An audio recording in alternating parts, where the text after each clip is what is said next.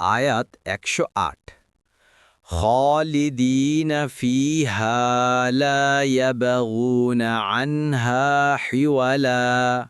অনুবাদ, সেখানে তারা চিরকাল থাকবে, সেখান থেকে তারা স্থানান্তরিত হতে চাইবে না। ১ তাফসির ১ নম্বর ফুটনোটের বিবরণ। উদ্দেশ্য এই যে জান্নাতের এই স্থানটি তাদের জন্য অক্ষয় ও চিরস্থায়ী নিয়ামত।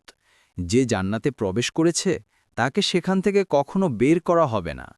কিন্তু এখানে একটি আশঙ্কা ছিল এই যে এক জায়গায় থাকতে থাকতে অতিষ্ঠ হয়ে যাওয়া মানুষের একটি স্বভাব, সেই স্থান পরিবর্তনের ইচ্ছা করে।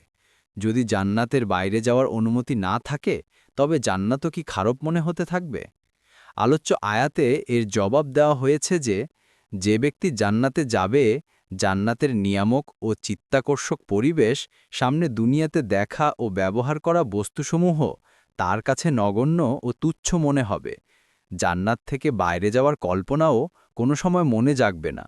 অর্থাৎ তার চেয়ে আরামদায়ক কোনো পরিবেশ কোথাও থাকবে না। ফলে জান্নাতের জীবন, তার সাথে বিনিময় করার কোনো ইচ্ছাই তাদের মনে জাগবে না। দেখুন ইবনে কাসির, ফাতহুল কাদির।